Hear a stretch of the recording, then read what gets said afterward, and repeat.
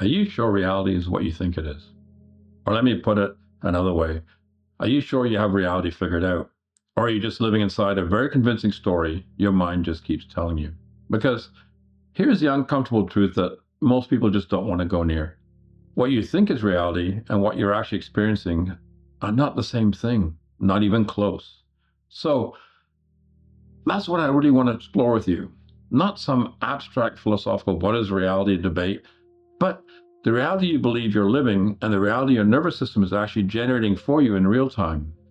And by the time you're done, the way you look at your everyday life is going to feel really different.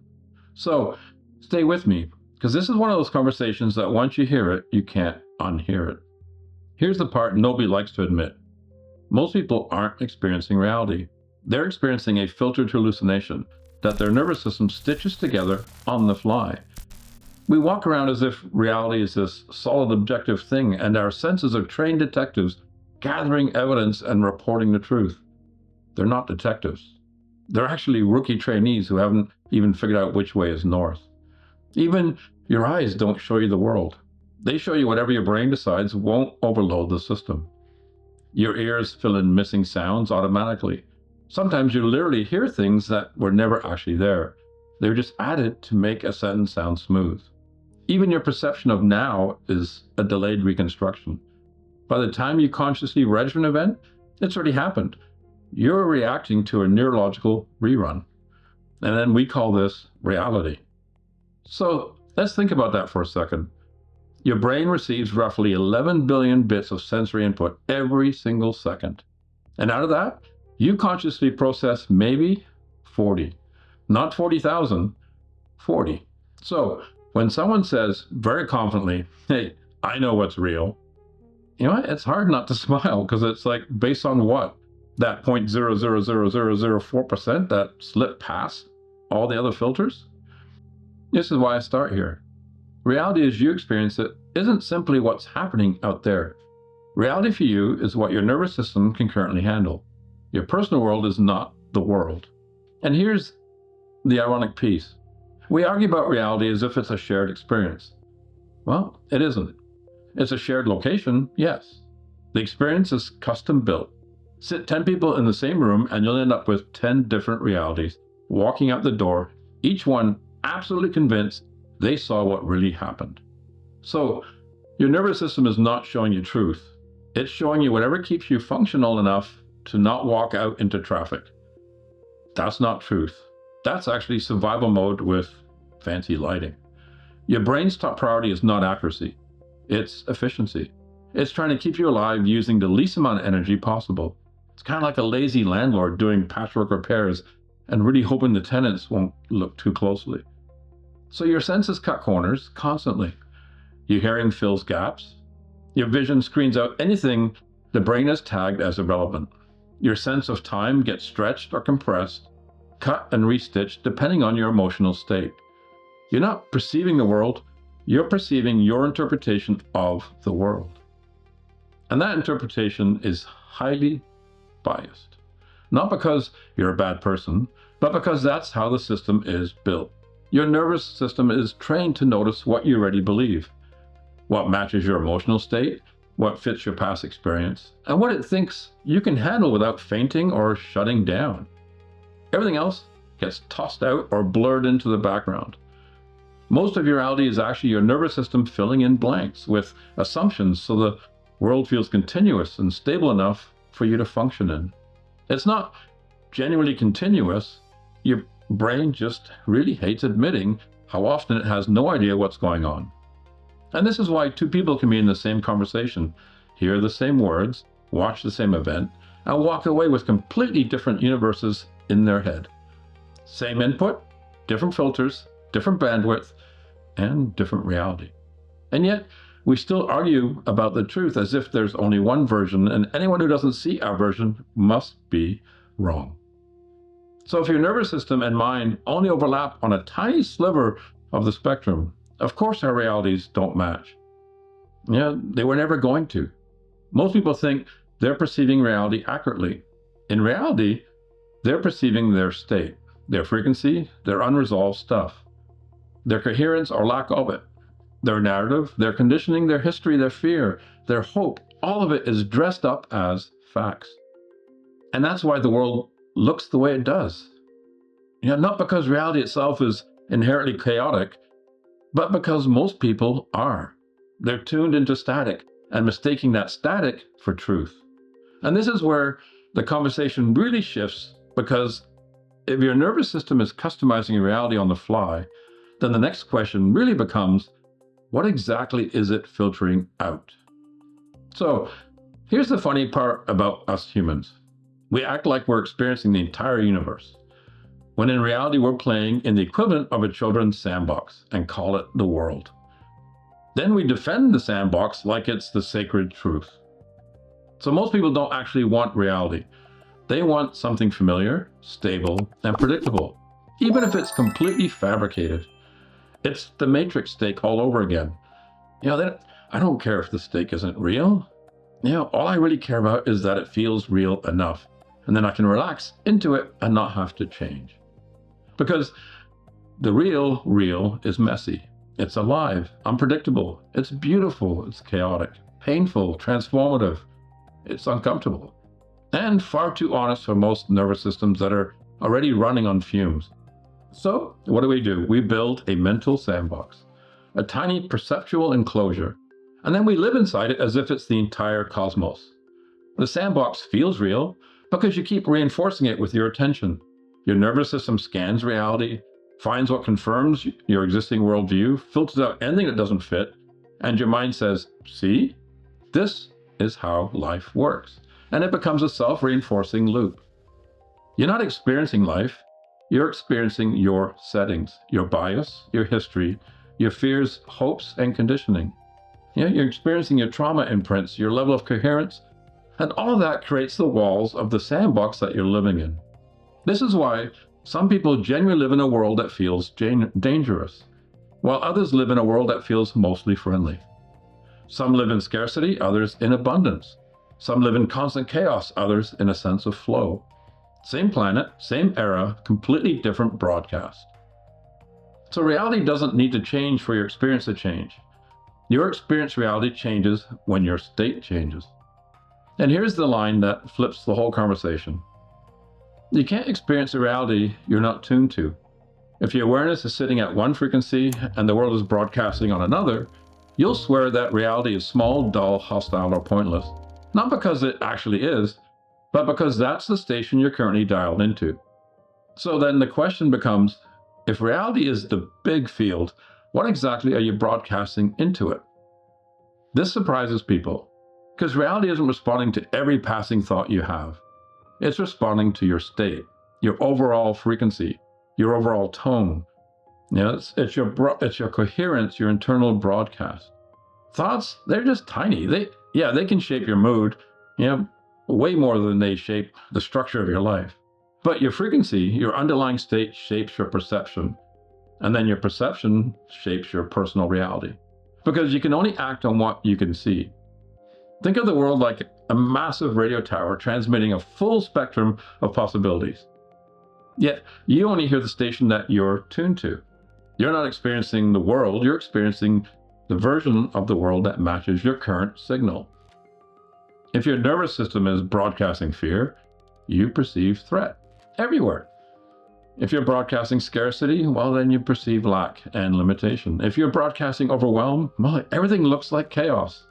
If you're broadcasting coherence, the world suddenly feels more orderly, alive, supportive, and intelligent. And that's not because the universe changed its mind about you, but because your tuner finally shifted. Reality as we experience it behaves like a reflective field, a mirror. It takes whatever you're broadcasting and hands it right back to you as your life. This is why some people live in constant crisis and others seem to live in constant opportunity. Yet, they will both swear they're talking about the same world. They're not. They're talking about the world filtered through their own tone. Most people think reality is something that's happening to you. But in reality is constantly responding from you. Your internal state shapes your external experience, not in some magical, wishful thinking way, but mechanically. A chaotic signal perceives a chaotic world. A coherent signal perceives a coherent world. And a fragmented signal perceives a fragmented situation. A clear, stable signal can see pathways where other people can only see walls. And this is why presence matters. This is why coherence matters. That's why the now matters, not because those are nice spiritual concepts, but because they literally change your bandwidth. When your broadcast stabilizes, your reality stabilizes with it. And once you see that, you have to ask the unavoidable question: if reality is reflecting your broadcast, what are you actually tuned to right now? So here's the paradox that both liberates and terrifies people. Because everything is real, yet nothing is real. And reality only becomes your life the moment that you tune into it. Most of us are treating reality as a fixed piece of furniture that came with the apartment. It's just there. Take it or leave it. But that's not how your system interacts with the world. What you call the world is more like a massive field of possibilities, all vibrating at different frequencies. Nothing becomes your world until your awareness collapses one of those possibilities into experience. That's why you can walk down the same street you've walked 100 times and suddenly notice a detail you would have sworn wasn't there before. It was there. You just weren't tuned to the version of reality where your awareness registered it. Two people can look at the same situation. One sees opportunity and the other sees threat. One sees possibility, the other sees disaster. One sees beauty and the other sees nothing special at all. They're not really seeing the same thing differently. They're tuned to different slices of reality inside the same space. So this is where the mystical and the scientific actually shake hands. Your nervous system collapses possibility into perception. Your frequency helps determine what gets registered. Your coherence stabilizes that perception so it doesn't just flicker and vanish. If your awareness is chaotic, your reality looks like a glitching simulation. If your awareness is calm but fragmented, your reality feels bland and repetitive, like a loop you can't quite get off. And if your awareness is coherent, your reality feels alive. Synchronicities show up. Your timing improves, insights land. You feel a kind of subtle guidance. It isn't that the universe suddenly decides to like you. It's that your tuner finally matched a higher quality signal.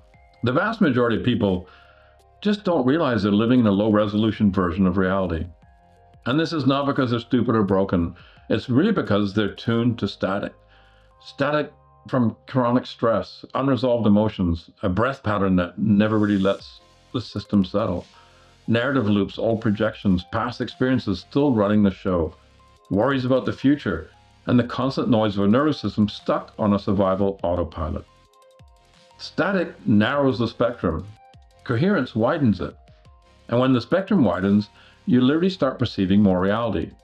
More nuance, more intelligence, more meaning, more connection. That's why presence feels magical to people. It isn't magic, it's bandwidth. Presence reorganizes your awareness so that the world that was always there finally comes into view. So if perception can shrink like that, can it expand? And if it can, how far? Once you realize your reality is basically a sandbox your system built, the next question is obvious. What happens if we step beyond the sandbox? So here's the twist nobody expects. Your reality isn't small because the world is small. Your reality is small because your settings are small. We're the only species that builds a fence around our perception, and then we passionately defend that fence as the whole universe. From birth, we're trained to perceive only a tiny sliver of the spectrum. Not because that's all there is, but because that's all the nervous system can handle, and keep it predictable. We're told what is real, what is imaginary, what is possible, and what is nonsense. None of that has much to do with truth. It has everything to do with keeping people predictable. Predictable people are easier to manage, easier to sell, easier to distract, easier to keep exhausted and compliant. A tuned down nervous system is compliant. A tuned up nervous system is aware. Ancient cultures, for the most part, had a kind of enforced coherence with the land and the sky that were largely lost. They lived in relationship with their environment, their bodies, their instincts, their breath, their rituals, their presence, simply because survival demanded it. Modern life, by contrast, is a frequency assault. We have notifications, news cycles, stress loops, inflammation, forced sleep, constant future thinking. All of it collapses bandwidth. And when bandwidth collapses, perception collapses. When perception collapses, your reality collapses with it. And suddenly you're living in a sandbox so tight you can barely turn around in it. That tiny loop becomes how life is.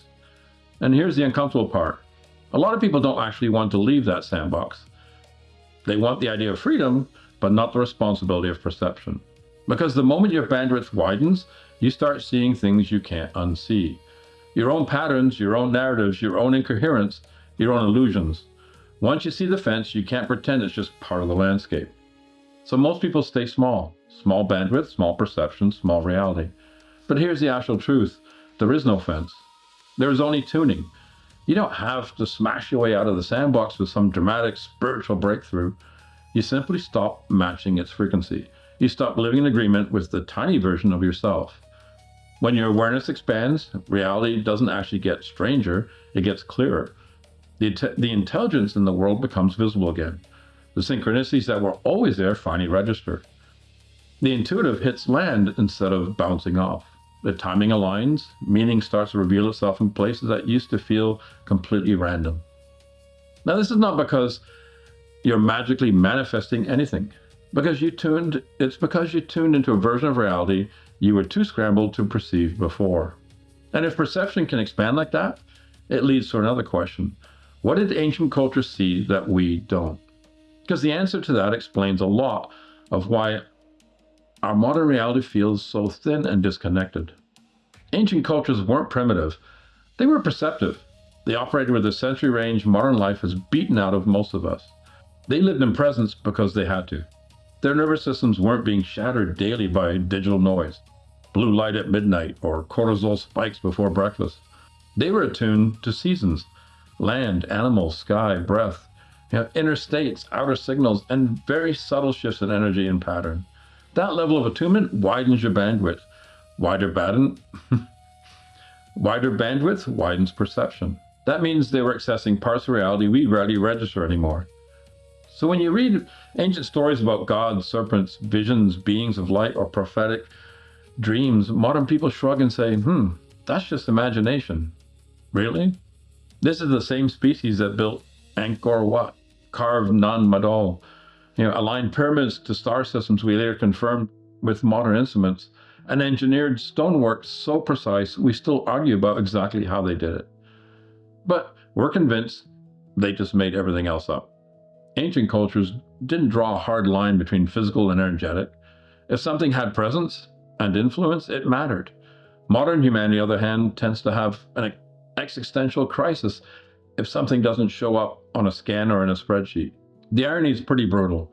The ancient world probably perceived more of what was actually happening because they were here, in the now. The modern world perceives less because we're almost never in the same moment our body's in. We're in yesterday, we're in next week, almost never in the now. And this isn't airy spiritual language, this is nervous system mechanics. Presence widens the perceptual field. Coherence stabilizes it, and clarity allows subtle intelligence to actually be seen and felt. Once you realize ancient cultures lived more consistently in that state, you stop thinking their stories were just myths. You start realizing they were documenting bandwidth. They were describing what the world looks like when a human being is fully here.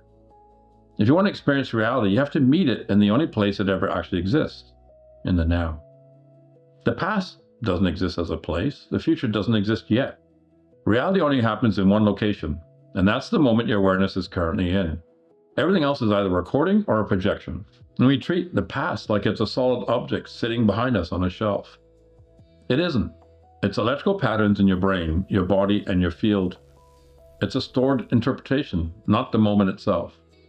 The future is pure imagination. It's a simulation of your mind runs based on old information, fear, and a lot of hope.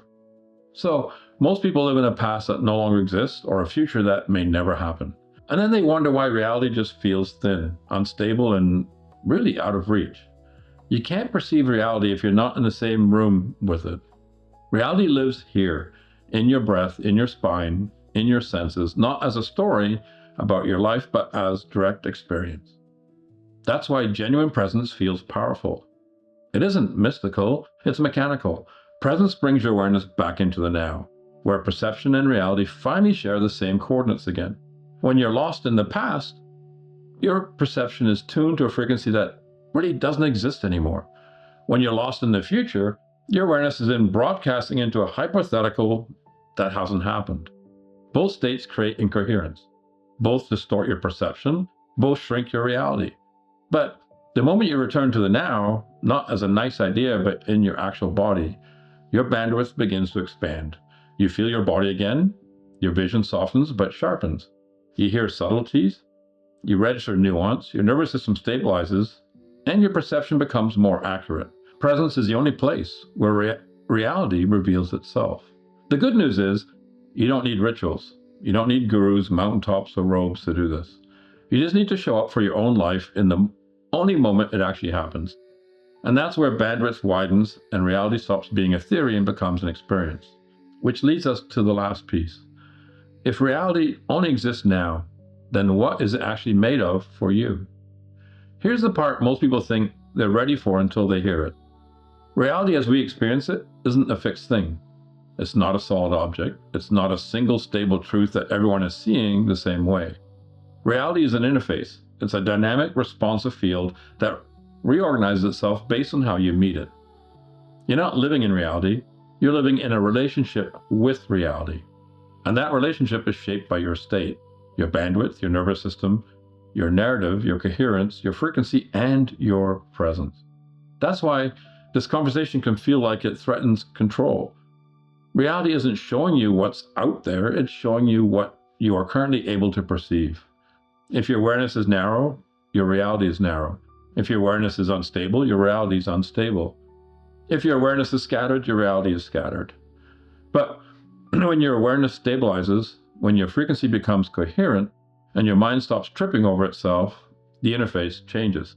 You see more, sense more, and you understand more. You start to receive more, and you pick up subtlety. You respond instead of just reacting. You start perceiving intelligence where you used to only see randomness and bad luck. Reality doesn't become deeper, you do. And the deeper you are, the deeper reality appears. This is why I keep coming back to coherence. Not because it's a nice spiritual buzzword, but because it's structural. When your mind, body, and field line up, your entire interface upgrades. The bandwidth widens, distortion drops, noise clears, signals sharpen, and you start perceiving the world the way it was always here, but hidden behind your own static. So, what is reality? Well, reality is everything and nothing. And whatever you are coherent enough to perceive in this moment. It isn't one single truth. It's a spectrum, a field, a mirror, a tuning. The world doesn't suddenly change the day you wake up. You finally see the version that matches your awareness. That's the reveal. That's the whole arc. And if you're still here listening to this, you're the kind of person who actually wants to see. So after all of this, here's the part that actually matters in your day-to-day life. Reality is not something you uncover like a rock. Reality is something you interface with. It bends when you bend. It tightens when you tighten. And it widens when you widen. It becomes chaotic when you're chaotic, and it becomes coherent when you're coherent. And this isn't metaphorical, it's mechanical. Your nervous system, your breath, your internal tone, these all form the tuning dial that determines which slice of reality you get to experience. Most people never touch that dial. They stay tuned to the same state for decades, and then they call that the world. But that's not the world, that's a habit. The real world, the living world, reveals itself only when you're here in the only place reality actually exists. Now. And once you understand that, you stop trying to control everything and start tuning everything. You stop asking, what is reality? And you start asking the only question that actually shapes your experience of being alive. What reality am I tuned to right now? Because that changes everything. Savira kor, let the field reveal itself through clarity. Nashen varun, stand in the bandwidth of truth. Sharen alvur, perceive the world without distortion. That's the doorway, and everything else is static. Thank you.